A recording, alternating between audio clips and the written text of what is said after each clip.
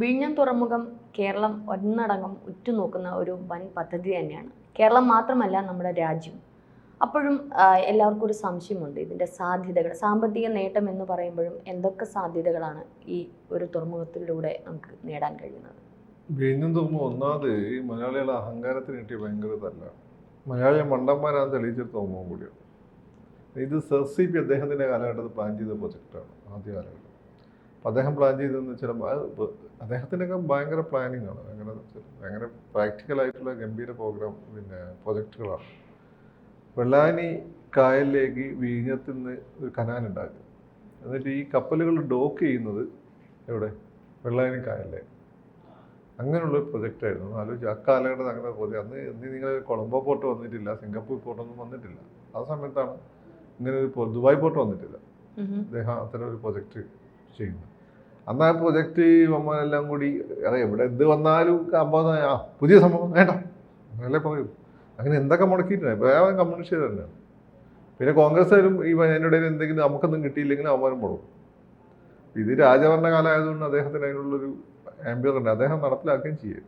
അപ്പോൾ നിങ്ങൾ തിരുവിതാംകൂർ നോക്കിക്കഴിഞ്ഞാൽ അദ്ദേഹം ഉണ്ടാക്കിയതേ ഉള്ളൂ അതിനുള്ളത്. അപ്പം അദ്ദേഹത്തിൻ്റെ ഒരു പ്ലാനായിരുന്നു. അത് നടപ്പിലാക്കിയ തിരുവിതാംകൂറിൻ്റെ മുഖച്ഛായം പണ്ടേ മാറുമായിരുന്നു. പണ്ടും അത് കഴിഞ്ഞ് വിഴിഞ്ഞത്ത് അത് ആ ഒരു വെള്ളായണിയിൽ ഈ ഡോക്കിംഗ് ഉള്ള സംവിധാനം വന്നു കഴിഞ്ഞാൽ അവിടെ ഒരുപാട് ഹോട്ടലുകളും കാര്യങ്ങളൊക്കെ ഉണ്ടാവും. പിന്നെ അതിൻ്റെ ഒപ്പത്താണ് നമ്മളെ ഈ ചിത്താഞ്ജലി സ്റ്റുഡിയോ പിന്നെ വന്നു. അതിൻ്റെ ഒപ്പം തന്നെ ഇദ്ദേഹത്തിൻ്റെ സുന്ദരത്തിൻ്റെ മെരിലാൻഡ് സ്റ്റുഡിയോ ഉണ്ട്. അങ്ങനെ എങ്ങനെ നോക്കിയാലും വളരാനുള്ള ഒരു സാഹചര്യം ഉണ്ടായിരുന്നു. അത് ഇത്രയും കാലം ഡിലേ ചെയ്യിപ്പിച്ചു. അപ്പോൾ ഡിലേ ചെയ്യിപ്പിച്ച് പിന്നെയും വിഴിഞ്ഞം പ്രൊജക്ട് നടക്കുമെന്ന് ആരും വിചാരിച്ചില്ല. ആ സമയത്താണ് ഉമ്മൻചാണ്ടി ഷാന്റെ ഒരു ഇനീഷ്യേറ്റീവ് എന്ന് വെച്ചാൽ ഇവിടെ ഡെഡ് ലോക്ക് വന്നിരുന്നു. വിഴിഞ്ഞം എന്ന് വെച്ചാൽ പെട്ടെന്ന് ഒരു ലാഭം ഉണ്ടാക്കാൻ പറ്റുന്ന പ്രൊജക്റ്റ് അല്ല. ഇൻഫ്രാസ്ട്രക്ചർ ഡെവലപ്മെന്റ് ഒന്നും പെട്ടെന്ന് ലാഭം ഉണ്ടാക്കില്ല. അത് കുറച്ച് ടൈം എടുത്ത് പതുക്കെയാണ് അത് ക്ലച്ച് പിടിക്കുന്നത്. അപ്പം ഈ ഒരു നഷ്ടം ഇൻ ബിറ്റ്വീൻ ചെറിയ ഒരു സാമ്പത്തികമായിട്ടുള്ള ബുദ്ധിമുട്ടുകളൊക്കെ ഉണ്ട്. അത് സഹിക്കാൻ തയ്യാറായിട്ടുള്ള ആരെങ്കിലും വന്നു കഴിഞ്ഞാൽ മാത്രമാണ് ഈ പോർട്ട് കൊടുക്കാൻ പറ്റില്ല. കണ്ടേ ഇവിടുന്ന് ഏതെങ്കിലും ഗൾഫ് പോയി പിന്നെ 4 മുത്തലുണ്ടാക്കി വന്ന അലവലാതി പാർട്ടിക്കാരന് കൊടുക്കാൻ പറ്റിയ സാധനം അല്ല ഇത്. ഏത് പാർട്ടിക്കാരനാണ്? അപ്പം അങ്ങനെ നിൽക്കുമ്പോൾ അദാനിയുടെ ടെൻഡർ മാത്രമേ വന്നിട്ടുള്ളൂ. അപ്പം അദാനി ആരാണ്? മോഡിയുടെ സ്വന്തം ആൾ. ആ സമയത്ത് മോഡിയാണ് ഇന്ത്യ പ്രധാനമന്ത്രി ആയില്ലെന്നോ കേരളത്തിൽ ഏറ്റവും വെറുക്കപ്പെട്ട ഒരാൾ. വെച്ചാൽ BJPക്കാർ വെച്ച് ബാക്കി എല്ലാവർക്കും ഏറ്റവും വെറുക്കപ്പെട്ട ആളാണ് മോഡി. ഇന്ന് അത്ര വെറുപ്പില്ല. അപ്പം മോഡിനേക്കാളും വെറുപ്പാണ് അദാനിയോട്. അപ്പം അദാനിക്ക് കൊടുക്കാന്ന് വെച്ചാൽ അത് കൊടുക്കാൻ ഉമ്മൻചാണ്ടി സാർ തീരുമാനിക്കുകയും അതിന് CPM എതിർക്കാതിരിക്കുകയും ചെയ്തപ്പോൾ ഇവരുടെ 2 കൂട്ടരെ അണിഭാവികൾക്ക് മുഖത്ത് കിട്ടി അടിയായിപ്പോയി. അല്ല പിന്നെ ടെക്നിക്കലിക്കൊക്കെ പറഞ്ഞ് പിടിച്ചേക്കാന്ന് വെച്ചാൽ BJPക്കാർ തിരിച്ചൊന്നും പറഞ്ഞില്ല. അവർ പോയി ചിരിച്ചു. മറ്റേ ഈ പടത്തിൽ എമ്പുരാനിൽ സുരാജ് ഇരിക്കുന്നില്ലേ, മറ്റേ പാർട്ടി ഉണ്ടാക്കി ഇങ്ങോട്ട് വരാന്ന് പറയുമ്പോൾ അതേപോലെ അന്ന് LDF സർക്കാർ കേരളത്തെ ഒറ്റുകൊടുത്തു എന്നൊക്കെ പറഞ്ഞ ദേശാഭിമാനിയിലൊക്കെ അന്ന് ഉമ്മൻചാണ്ടി സർക്കാരിനെതിരെ ഭയങ്കര വിമർശനങ്ങളൊക്കെ അന്ന് വന്നിരുന്നു. അതിൽ കൂടുതലൊന്നും ഇല്ലെന്ന് കൂടുതലൊരു അത് കഴിഞ്ഞിട്ട് പിന്നെ ഈ എയർപോർട്ട് കൊടുത്താൽ എയർപോർട്ടിന് എന്താ സംഭവിച്ചത്? എയർപോർട്ടിന്റെ ബിഡിങ്ങിന് പോയ സമയത്ത് അതിന്റെ കൺസൾട്ടേഷനൊക്കെ കൊടുത്തത് എനിക്കൊന്ന് അദാനിയുടെ പിന്നെ മോന്റെ ഭാര്യ ജോലി ചെയ്യുന്ന കമ്പനിക്ക്. ഞാൻ കൂടുതലൊന്നും പറയുന്നില്ല. അല്ല, ഈ ഇപ്പം വിഴിഞ്ഞം പോർട്ടിന്റെ കാര്യം ഇടത് വലത് സർക്കാരുകളാണ് ഇപ്പോഴും ഞങ്ങളുടെ ഇത് സ്വന്തമാണെന്നുള്ള രീതിയിലാണ് നിൽക്കുന്നത്. പക്ഷെ ഇതിന് മുന്നേ ഉള്ള ആ കഥ ചെറുതാണെങ്കിലും സാർ പറഞ്ഞത് പലർക്കും അറിയത്തില്ല. അല്ല, ഇത് ഇതിന്റെ സംഭവത്തിലേ ഉള്ളൂ. അതേ എല്ലാ രാഷ്ട്രീയ പാർട്ടികളും അടുത്ത് CPM-കാർക്ക് പിന്നെ എന്താ വെച്ചാൽ അവർക്ക് കുറച്ചൊരു സംഘടനാ സംവിധാനം ശക്തമായിട്ട് അവർ അവതരിപ്പിക്കും എന്നുള്ളത്. ഇതെല്ലാം ഒരു കണ്ടിന്യൂസ് ഒരു അല്ലെങ്കിൽ പിണറായി വിജയൻ 10, 20, 40 വർഷമൊക്കെ ഭരിച്ചു കഴിഞ്ഞ് 30 വർഷമൊക്കെ ഭരിച്ചു കഴിഞ്ഞാൽ അദ്ദേഹത്തിന്റെ പ്രൊജക്റ്റാന്ന് പറയും. അല്ലാതെ ഇപ്പോൾ മാറി ഗവൺമെന്റുകൾ വരുന്ന സാഹചര്യം എല്ലാവരുടെയും കോൺട്രിബ്യൂഷൻ ഉണ്ടാവും. അത് ഏറ്റവും കൂടുതൽ മുടക്കാൻ നോക്കിയാൽ ആരാന്ന് മാത്രം നോക്കിയാൽ മതി. അതാണ് അതിൻ്റെ ഒരു ഇത് SCP-യുടെ പ്രൊജക്റ്റാണ്. അത് ഗ്രാൻഡ് പ്രൊജക്റ്റായിരുന്നു. അത് ആ സമയത്ത് വന്നു വീഴുന്നത് അതായത് തിരുവിതാംകൂറുകാർ ശരിക്കും മണ്ടന്മാരായിട്ടാണ്. അതായത് SCP-യുടെ പല പ്രൊജക്റ്റുകളും നിങ്ങൾ തിരുവിതാംകൂറുകാർക്ക് ഭയങ്കര ഗുണം കിട്ടുന്നതായിരുന്നു. പക്ഷേ നിങ്ങളവിടെ എല്ലാ കമ്മ്യൂണിറ്റിയും ഈഴവ, നായർ, മുസ്ലിം, പിന്നെ ക്രിസ്ത്യൻ നിങ്ങളെല്ലാം കൂടി ഒരുമിച്ച് അദ്ദേഹത്തെ ഇവിടുന്ന് ഓടിച്ചു കളഞ്ഞു. എങ്ങനെയൊരു അടിപറ്റി ഈ സാധനം ഉണ്ടല്ലോ, എന്താണ് അമേരിക്കൻ മോഡൽ എന്നുള്ള സംവിധാനം, അത് അദ്ദേഹം കൊണ്ടുവന്നപ്പോൾ അത് ഒരുപാട് തെറ്റിദ്ധാരണകൾ ഉണ്ടാക്കി. ആൻറ്റി നാഷണൽ എന്നൊക്കെ രീതിയിലുള്ള സാധനങ്ങൾ അതൊന്നും അദ്ദേഹം ഒന്ന് മൈൽഡായിട്ട് കൈകാര്യം ചെയ്തിരുന്നുവെങ്കിൽ അദ്ദേഹത്തിൻ്റെ ഒരു കോൺട്രിബ്യൂഷൻ നിങ്ങൾ കൂടുതൽ നിങ്ങൾ തിരുവിതാംകൂർ വലിയ ഗുണമാകുകയും തിരുവിതാംകൂർ സിംഗപ്പൂരായി മാറുകയും. ഇപ്പോൾ നിങ്ങൾ സിംഗപ്പൂരായിട്ടില്ല. അപ്പോൾ അതിന് ശേഷം ഗൾഫ് വേണമെന്നൊക്കെ മലബാർ ഇന്നത്തെ പല ബിൽഡിങ്ങുകളും ഇപ്പോൾ യൂണിവേഴ്സിറ്റി കോളേജ് ഉൾപ്പെടെയുള്ള പല ബിൽഡിങ്ങുകളും തിരുവിതാംകൂർ ഭരണകാലത്ത് ഉണ്ടാക്കിയതാ. അതിനുശേഷം നമ്മുടെ തിരുവനന്തപുരത്ത് പ്രത്യേകിച്ച് പറയത്തക്ക രീതിയിലുള്ള ഒന്നുമില്ല കാണാൻ. അന്നത്തെ കാലത്തൊക്കെ ഉണ്ടാക്കിയിട്ടുള്ള പല കാര്യങ്ങളേ ഉള്ളൂ, ഇപ്പം എടുത്ത് കാണിക്കാൻ വേണ്ടിയിട്ട് തന്നെ ഉള്ളൂ. അല്ല അതാണ് അതിൻ്റെ കാര്യം. അതാണ് ഞാൻ പറഞ്ഞത്. ഇങ്ങനെ ഇത് SIP വിഭാവനം ചെയ്ത വലിയ ഇൻഫ്രാസ്ട്രക്ചർ പ്രൊജക്റ്റുകളുണ്ട്, അതിൽ പലതും വന്നിട്ടില്ല. ഇത് SIP ചെയ്ത ദ്രോഹം എന്ന് വേണേൽ പറയുന്ന ആ ഒരു മറ്റേ കരാറാണ്. മറ്റേ നമ്മുടെ അതിൽ വിവിധ ഘട്ടങ്ങളിൽ SIP തമിഴൻ കൂടി ആയതുകൊണ്ട് അദ്ദേഹത്തിന് ആ ഒരു അവിടുത്തെ ഒരു പ്രശ്നം കൂടി അറിയാമായിരുന്നു. അതിൻ്റെ ഒരു പ്രശ്നം ഉണ്ടായിരുന്നു. SIPക്ക് അറേബ്യൻ മറ്റേ സംഭവത്തിലാണ് വലിയ തെറ്റ് പറ്റിയത്, അമേരിക്കൻ മോഡൽ. അത് വലിയ കൺഫ്യൂഷൻ ഉണ്ടാക്കി എന്നുള്ളതാണ്. പക്ഷേ അദ്ദേഹത്തിൻ്റെ തിരുവിതാംകൂറുകാർക്ക് നല്ലത് SIP കണ്ടിന്യൂ ചെയ്യുന്നതായിരുന്നു. SIPന് പിന്നെ ഇന്ത്യ ഗവൺമെൻറ് വിട്ടു. പിന്നെ അദ്ദേഹം ബനാറസ് യൂണിവേഴ്സിറ്റിൻ്റെ VC എന്തൊക്കെ അതിന് ഇന്ത്യ ഗവൺമെൻറ് തന്നെ അദ്ദേഹത്തെ നിയമിച്ചിട്ടുണ്ട്. അങ്ങനെയുള്ള വിഷണറീസ് വളരെ അപൂർവമായിട്ടേ ഉണ്ടാവുള്ളൂ. പക്ഷെ അവരെ പറ്റി പറയുന്നത് കേൾക്കുന്ന എല്ലാം നെഗറ്റീവായിട്ടുള്ള കഥകളായിരിക്കും. തിരുവിതാംകൂർ അതിൻ്റെ പ്രശ്നം ഇപ്പോഴും ഉണ്ട്. അതിൻ്റെ നഷ്ടം എന്ന് വെച്ചാൽ ഇപ്പോഴും തിരുവിതാംകൂറിലെ പല മേഖല നല്ല ദാരിദ്ര്യമാണ്.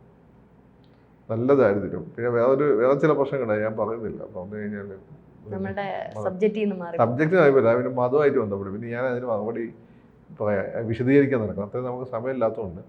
അപ്പോൾ SIP ശരിക്കും നിങ്ങൾക്ക് തിരുവിതാംകൂറിൻ്റെ നഷ്ടമാണ്. അത് ഇനിയിപ്പം വിഴിഞ്ഞം വരുന്നതിൻ്റെ ഫലമായിട്ട് ഉണ്ടാകാൻ പോകുന്നത് കുറച്ച് ടൈം എടുക്കും. ഇത് പെട്ടെന്ന് ഒരു ദിവസം കൊണ്ട് സംഭവിക്കുമെന്ന് വിചാരിക്കേണ്ട. ക്രൂയിസുകളൊക്കെ വന്നുള്ളൂ. ഇവിടെ ഒരുപാട് ടൂറിസത്തിന് പോസിബിലിറ്റി ഉള്ള സ്ഥലമാണ്. അപ്പം ടൂറിസം സെക്ടറിൽ ഡെവലപ്മെൻറ്റ് ഉണ്ടാവും. അതേസമയം തന്നെ മാനുഫാക്ചറിങ് രംഗത്ത് ഇതൊരു ട്രാൻസ്ഷിപ്മെൻറ്റിനുള്ള സ്ഥലമാണ്. അപ്പോൾ വലിയ ഗോഡൗണുകൾ വരും. അപ്പോൾ എന്ന് വെച്ചാൽ ദുബായിൽ നിന്നൊക്കെ സാധനങ്ങൾ വന്നിട്ട് ഇവിടെ ഇറക്കിയിട്ട് ഇവിടുന്ന് വേറെ രാജ്യത്തേക്ക്, ദുബായ് പോർട്ടൊക്കെ അങ്ങനെയാണ്.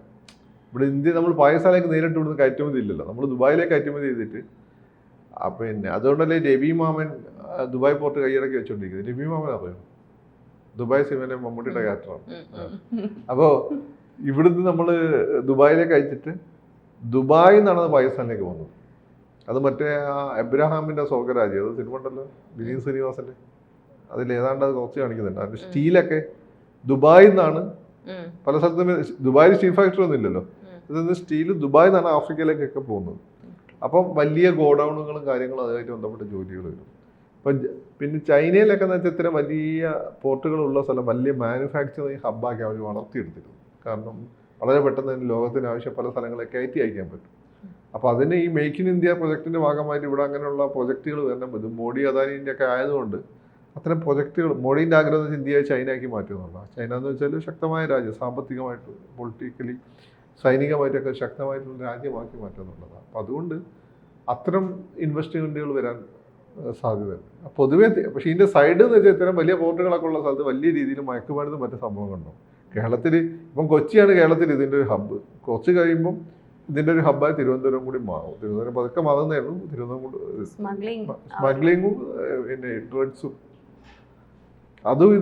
അതിപ്പോൾ എത്രയാതെ കൺട്രോൾ ചെയ്യാൻ ശ്രമിച്ചാൽ ഏതെങ്കിലും ഈ സാധനം കയറി വരും. അപ്പം അങ്ങനെ ഒരു മാഫിയ, നിങ്ങൾ പോർട്ടായിട്ട് വന്നവിടെ ഒരു മാഫിയ കൂടി ഉണ്ടാവും. മാത്രമല്ല കുട്ടികളുടെ ഒരു കരിയർ രീതിയിൽ അവരുടെ പാറ്റേൺ മാറാണ്. കാരണം ഈ ഒരു വിഴിഞ്ഞം പോർട്ടുമായിട്ട് ബന്ധപ്പെട്ട് ഇനി കുറച്ചുകൂടി യുവതലമുറ അതിലേക്ക് ശ്രദ്ധ ചെയ്യുന്നത്. ഇപ്പം നമ്മൾ IT മേഖലയൊക്കെ ഇപ്പോൾ ഇൻഫോസിസ് UST ഒക്കെ വന്ന് ടെക്നോ പാർക്ക് ഒക്കെ വന്നപ്പോൾ കുറേ പേര് ഒരു കമ്പ്യൂട്ടർ എഞ്ചിനീയറിങ് ആ ഒരു മേഖലയിലേക്കൊക്കെ കുറേ കുട്ടികൾ കോൺസെൻട്രേറ്റ് ചെയ്തു. അപ്പം ഇനി ഇതുമായിട്ട് ബന്ധപ്പെട്ടുള്ള ചിലപ്പോൾ ആ തരത്തിലൊക്കെ ഒരു ശ്രദ്ധ ഈ പുതിയ വിദ്യാഭ്യാസ നയം ഇത്തരം പഠിക്കുന്ന സമയത്ത് തന്നെ ജോലി ചെയ്യാൻ വേണ്ടിയിട്ട് കൂടി പ്രാപ്തരാക്കാൻ അതിനുള്ള സൗകര്യം കൂടി ഒരുക്കി കൊടുക്കുന്നതാണ്. അപ്പോൾ സമയത്ത് അത് നമ്മൾ ഇംപ്ലിമെൻറ്റ് ചെയ്ത് വരുന്നേ ഉള്ളൂ. കോളേജുകളൊക്കെ ഇംപ്ലിമെൻറ്റ് ചെയ്ത് സ്കൂളുകൾ ഇംപ്ലിമെൻറ്റ് ചെയ്യാൻ പോകും. അപ്പം കുറച്ചുകൂടി കഴിയുമ്പം ഇവിടെ ഒരു ആൽഫ ജനറേഷൻ്റെ സമയമാകുമ്പോൾ ഇവിടെ അത് കൃത്യമായ രീതിയിൽ വർക്കൗട്ട് ആവും. കാരണം അത് കുട്ടികളുടെ ആറ്റിറ്റ്യൂഡും ആവും. ഇപ്പോൾ എന്ന് വെച്ചാൽ നമ്മളൊക്കെ ഫീഡ് ചെയ്യുന്ന പിള്ളേരല്ലേ, ആൽഫ വരുന്ന സമയത്ത് അതുമാവും. പലതും കേരളത്തിൽ പലപ്പോഴും കമ്പനികൾ തുടങ്ങാൻ പലരും മടിക്കാറുണ്ട്. അപ്പോൾ ഇത്തരത്തിലുള്ള കമ്പനികൾ വന്നു കഴിഞ്ഞാൽ ഈ തലമുറകൾക്ക് കുട്ടികൾക്ക് കുറച്ചുകൂടി കരിയർ അല്ലെങ്കിൽ അവരുടെ ജോലി സാധ്യത മികവുറ്റത്. പക്ഷേ കേരളത്തിൽ തുടങ്ങാൻ എല്ലാവരും ഭയപ്പെടും. അല്ല പറയുന്നത് ഞാൻ തുടങ്ങില്ലല്ലോ. ഇപ്പം എനിക്ക് ബിസിനസ് തുടങ്ങാൻ ഞാൻ കേരളത്തിൽ തുടങ്ങില്ല. വെറുതെ എനിക്കെന്താ ഓരോ മാസം ഓരോ ഓണത്തിൻ്റെ സംക്രാന്തിക്കൊക്കെ രാഷ്ട്രീയക്കാർക്ക് പൈസ കൊടുക്കാൻ എനിക്കെന്താ ഭ്രാന്താ. അതിന് ഒരു പാർട്ടിയുടെ പല ആളുകൾ കൊടുക്കണം. ഞാൻ തിരുവനന്തപുരത്ത് ഒരു കാര്യം പറഞ്ഞുതരാം. തിരുവനന്തപുരത്ത് ഒരിക്കൽ ഇവിടുത്തെ വിപ്ലവ മുന്നണി ഭരിക്കുന്ന സമയത്ത് ഒരു സ്ഥലത്തൊരു ഹോട്ടലുണ്ടാക്കിയ സമയത്ത് ഹോട്ടലിൻ്റെ തലേന്ന് ഒരു ഘടകകക്ഷി, പ്രധാന ഘടകകക്ഷി അവിടെ പിരിവിന് പോയി. അയാൾ കൊടുത്തില്ല. അയാൾ ഹോട്ടലിനൊക്കെ തിരക്കിലായിരുന്നു. അപ്പോൾ അവിടുത്തെ ലോക്കൽ വലിയ ഘടകകക്ഷിൻ്റെ നേതാവ് നിങ്ങൾ കൊടുക്കണം, ഞങ്ങൾ സംരക്ഷിച്ചോളാം. അമ്മമാരെന്തോ ചെറിയ കാരണം വന്ന് ആ ഹോട്ടൽ തോപ്പ് ചെയ്തു. എന്നിട്ട് ഒരുപാട് കാലം ഹോട്ടൽ അടഞ്ഞു കിടന്നു. എന്നിട്ട് അവിടെയുള്ള സാധനങ്ങൾ മൊത്തം മോഷണം പോയി. അവസാനം ബാങ്ക് ഇതെടുത്ത് ഓപ്ഷന് കൊടുത്ത് വേറൊരാളെടുത്താണ് ഇപ്പം നടത്തുന്നത്. ഇതാണ് കേരളത്തിൻ്റെ അവസ്ഥ. അപ്പോൾ ഈ ഒരു ആറ്റിറ്റ്യൂഡിനും ഇതുവരെ വലിയ മാറ്റം, പിണറായി വന്നപ്പോൾ കുറച്ചൊക്കെ മാറ്റം, CPM-കാരുടെ ആറ്റിറ്റ്യൂഡ് ചെറിയ മാറ്റം വന്നെങ്കിൽ ഘടകകക്ഷികളുടെ ആറ്റിറ്റ്യൂഡൊന്നും മാറ്റം വന്നില്ല. മറ്റുള്ള കാര്യം പ്രത്യേകിച്ച് പറയേണ്ട ആവശ്യമില്ല. അപ്പോൾ അതൊന്നും മാറ്റം വരാതെ ഈ രീതിയിലുള്ള തൊഴിൽ സാധ്യതകൾ വരാനുള്ള സാധ്യത കുറവാണ്. പക്ഷേ മാറ്റം വരുമെന്നാണ് എനിക്ക് തോന്നുന്നത്. കാരണം ഇപ്പോൾ കുറേ വയസ്സന്മാരുണ്ടല്ലോ, കടക്കയവന്മാർ, അവരാണ് രാഷ്ട്രീയത്തിന് തലപ്പത്ത് കഴിഞ്ഞത്. അവരും മാറും. കുറച്ച് നമ്മളെ ജനറേഷനിലേക്കുള്ള ആളുകളുണ്ട്. അപ്പോൾ അവരിപ്പം സെക്കൻഡ് നിലയിലുള്ള ലീഡർഷിപ്പാണ്. അവർ കുറച്ചുകൂടി സെൻസിബിളാണ്. അപ്പം ഈ പിള്ളേരൊക്കെ വളർന്നു കഴിയുമ്പോൾ ഇവരായിരിക്കും അടുത്ത മുഖം. ഇവരെന്ന് വെച്ചാൽ വളരെ ഓണ്ടർപ്രണറിയൽ ആയിട്ടുള്ള പിള്ളേരായിരിക്കും. അവർക്ക് രാഷ്ട്രീയത്തിൻ്റെ കെട്ടുപാടോ, പിന്നെ ഇപ്പോഴത്തെ പിള്ളേർ കുറച്ച് സ്ട്രെയിറ്റ് ആയിട്ടാണ് എനിക്ക് തോന്നിയിട്ടുള്ളത്. നമ്മളെപ്പോലെ കുടില ചിന്താഗതിക്കാരെന്നല്ല. ഇപ്പോഴത്തെ പിള്ളേർ കുറച്ച് സ്ട്രെയിറ്റ് ആയിട്ടാണ്. ഇപ്പോൾ തന്നെ ജെൻസി തന്നെ കുറച്ച് സ്ട്രെയിറ്റ് ആണ്. ആൽഫ അതിലും സ്ട്രെയിറ്റ് ആയിരിക്കും. നമ്മളൊക്കെയാണ് ഈ കുടില ചിന്താഗതിക്കാരാണ്. അപ്പം അതുകൊണ്ട് അങ്ങനെ മാറ്റം വരുമെന്നാണ് ഞാൻ കരുതുന്നത്. കൂടുതൽ വാർത്തകളും വിശേഷങ്ങളും നിങ്ങളിലേക്ക് എത്താൻ ABC മലയാളം സബ്സ്ക്രൈബ് ചെയ്യുക, ബെൽ ബട്ടണും അമർത്തുക.